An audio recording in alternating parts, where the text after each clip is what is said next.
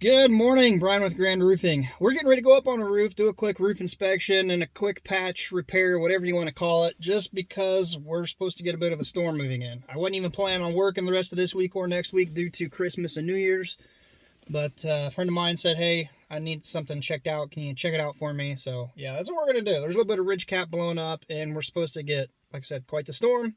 Some serious winds ripping in later tonight, tomorrow, well, actually the next few days. So we're going to try to work us in, get it taken care of real quick. Whatever we can do a quick walk over the roof, and get back to my family, because I got a lot to do to prepare for the weekend and the holiday. But let's check the radar out and see what we got moving in here. So I pulled up the weather just to make sure. I wasn't sure if I was going to even be able to get this done this morning in time before the weather moved in, because they're calling for rain all day today and then shifting over. If you pan out a little bit, we're actually supposed to be getting a blizzard. We have, we're right around the freezing temperature right now, Thursday morning before Christmas. And yeah, we're going to be dry for a little bit, so we're going to get this knocked out real quick and give it a chance to kind of stick down with a little bit of sealer with what we're going to do, because the winds are supposed to rip. We're on a line here, kind of north central, northern Indiana, supposed to get about 6 inches plus. But the crazy thing is, the temperature is going to drop over 30 degrees within about 10 hours today, and the winds are going to be ripping. They're saying 30 to 60 mile an hour wind gusts, sustained winds over 25, and all this is going to be whipping through, dropping some blizzard conditions, whiteouts, power outages. They've been warning us for days. We're getting close now. So we're going to try to get this done. Oh, by the way, check this out. These things keep popping up. GovPlanet. It flips through. Probably because they know I've been spending a lot of time on GovPlanet. Ended up purchasing one of my old dream vehicles. Oh, my thing broke. Sorry, you're going to have to slant for a second. My little thing snapped off. Yeah, a Hummer H1. So it ended up purchasing it the other day. It is a 2002 AM General M1097A2, if you want to get specific. It's got 6.5 diesel. No turbo. Pretty rugged. It's been a lifelong dream of mine, so it's time to get it. And I've got some plans for 2023 with it, so stay tuned to the channel for that. If you could, give it a thumbs up, because I plan on doing some good stuff with it. Anyway, let's jump out of the truck real quick. The reason I'm back in here, I got the ladder set up. I wanted to get another quick swig of coffee. I wasn't planning on working today. This will make me feel a little better. Actually, I've had a lot of coffee today. Well, let's jump up here and get started on checking this roof out.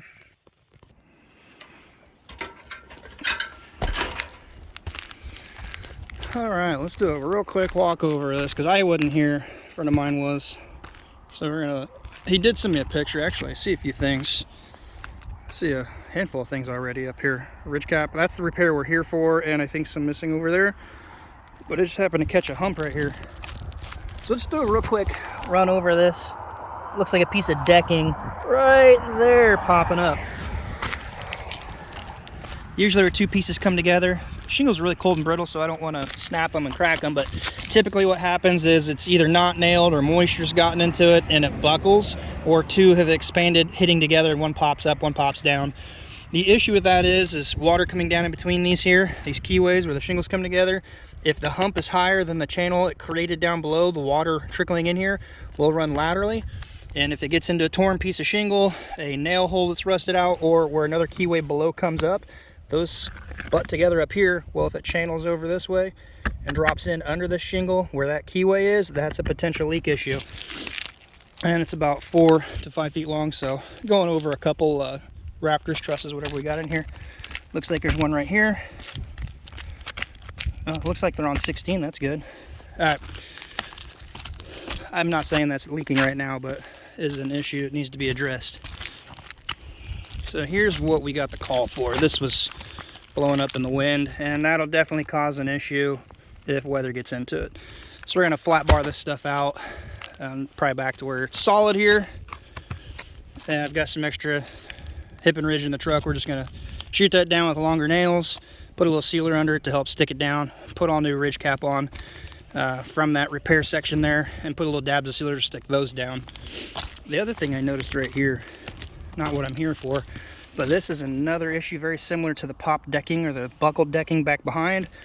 This to me looks like this was probably at some point an addition back here. and it was really bad tie-in right here. Like the original roof line came through, and then they built this here. If your pitches change or your distance changes, you have to go longer run. You typically find out when, say, one gable is longer than another if they're the same pitch, or if they're the same pitch but one has a higher, I'm sorry, not the same pitch, one's steeper, it's going to have a longer run. So in that case, you typically have a little triangle piece like that to make that distance up. And the issue is the hump here. Water coming down. There's not a lot of rain runoff hitting this because it's a small section, very small facet, but it's going to come down and hit this and potentially run in under these two sides or in any keyways. Like right here would be the one I'm concerned of, or over here. Not good. Whenever this roof gets done, because it does look a little older, a little bit of granule loss going on to it, they need to really have somebody rebuild this to tie in properly to this to give it a nice little shed of water and not a hump there. They did say there's a leak over here, and I already see a couple issues with it. One, staring you right down the face. Did they stick with sealer a little tab on that for a decorative piece? I don't know. There's no pipe boot on this. Nothing. I don't know if this is added through later by an HVAC guy, and typically, not all. Some of them just drill hole, shove the pipe through, and put some sticky goop around it. That's not really adequate. It can get you by for a little while. Then it leaks over time when they crack free. So what you got right there is these cracks. Water running down, going right in. These here, they have pipe boots. Typically you see this, and that's really only the water that hits the pipe and runs down, or rain hitting it. It's not everything gathering on the roof running down, but the flashing pipe boot should have dumped out on top of this. If it is down to the roof deck, it's absolutely wrong.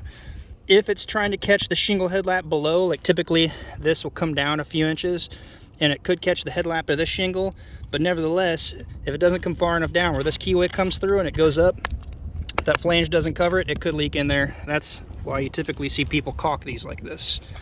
And now they've gone bad. Also, nail placement's not good.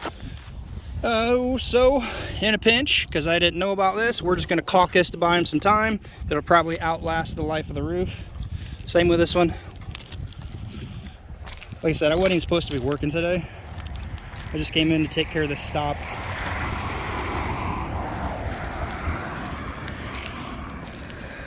Here's the other area of hip and ridge that's blowing off.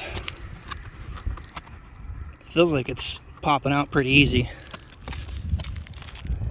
It was a double nail, that's good. But when they originally installed, you can see their depth is actually blowing through the shingle.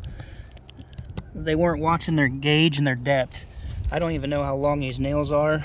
And these have probably been blown off for a while because they're extremely rusty. So the elements have been getting to them for a while. We're gonna pop off one more just for the sake of the video and see if what's under it is just as rusty. A little rust start, well, that was the exposed one. Okay, there's a little rust starting, not much. Another one extremely overdriven. That's why it's not good. As an installer, I've done plenty of years of installing. You really got to watch the pressure of your gun. Not so much just the pressure, but the depth of the gun. So it's easier to adjust the depth, the gauge of your gun. There's a little cone on most nailers, pneumatics, where you can adjust it. And it is the trigger to allow the air to say, hey, it's safe, we're being pressed down to fire. Well, there's a setting on there where it can usually adjust about a 1/4 inch. If it's too far extended, you're going to underdrive your nail because it gives it a void that piston has to drive, and it won't allow it to push far enough in. On the other side, if you overscrew or retract it too much, then the piston will actually protrude too far down, and that's what you get when they start blowing through like this right here. So it's too deep. Whenever this was installed, it's actually pushing through the shingle mat pretty good, pinning it down, and it's not going to last as long as it should, I guess. It's not going to be as good of an install as it should. Could it last a while? Yeah, but you really want it to be driven just the right amount. Not crooked, not underdriven, not overdriven.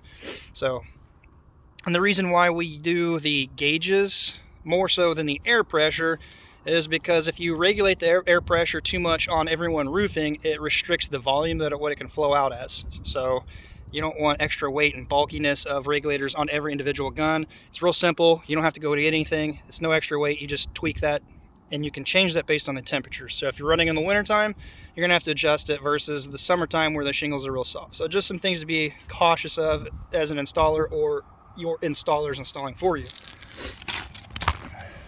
Something else I just happened to see. Actually missing a bit of a row.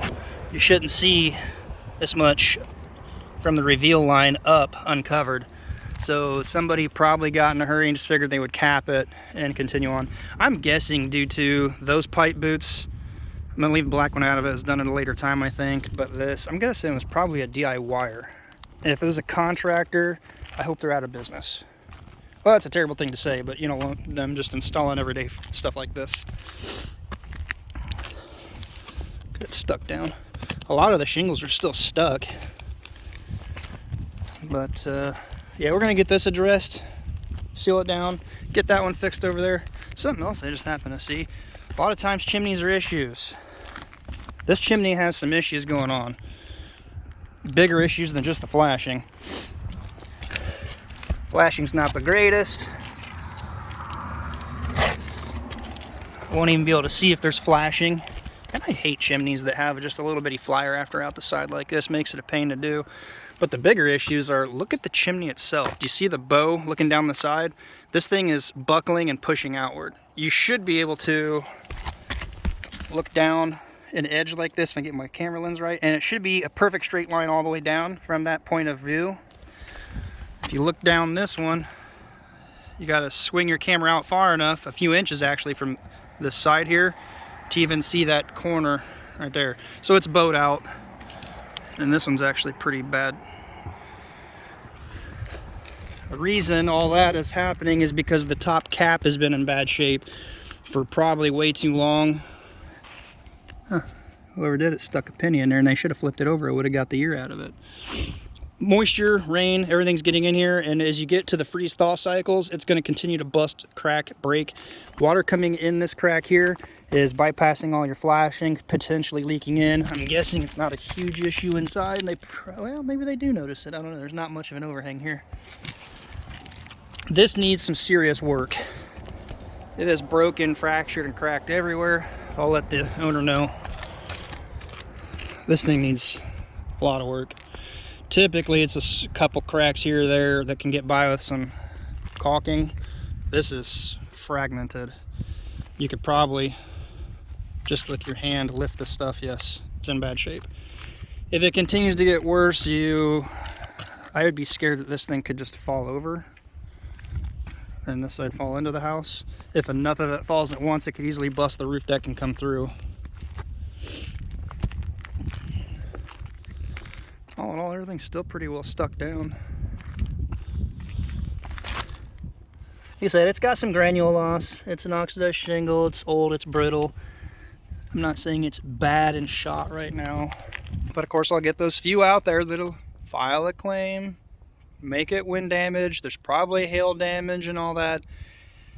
And if you follow the channel, you know that I try to be as extremely honest as possible. I want to see from both the homeowner side, the insurance side, and an outside third-party contractor side that's not just blood hungry for money.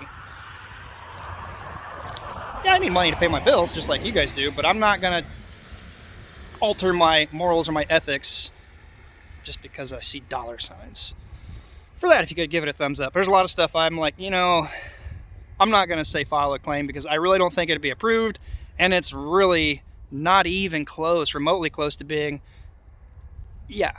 But then you get other people out there, not all, but some, they're like, it doesn't matter, file a claim. If you get it approved, you're gonna make good money. And if it doesn't, walk away. What's that doing for the customer? Anyway, that's just my 2 thoughts on that. Wow, we're already up to 14 minutes. I went a little long on this one. We'll get ready to snap this together real quick, get out of here, and I'm gonna start my holiday weekend, minus the plowing I need to do. Never fails. I don't wanna plow. For a few reasons. I'd much rather sit at home, be with my family, go sled down my hill, have a good time, make a snowman, do a little trading. There actually might be a little bit of hail damage on this one. Something. Not go riding a 2003 beat up truck, pushing snow, because it's not fun. Well, I can't knock the ear. I just bought a 2002 AM General. So, if you like it, stay tuned for the channel. Like I said, I got some plans for it to do a little give back with it. Anyway, hopefully you liked the video. Merry Christmas and Happy New Year. Be safe. Enjoy the holidays with the family. And I apologize for not having so much content recently. I've been busy. So until next time, be safe and we'll see you on the next video.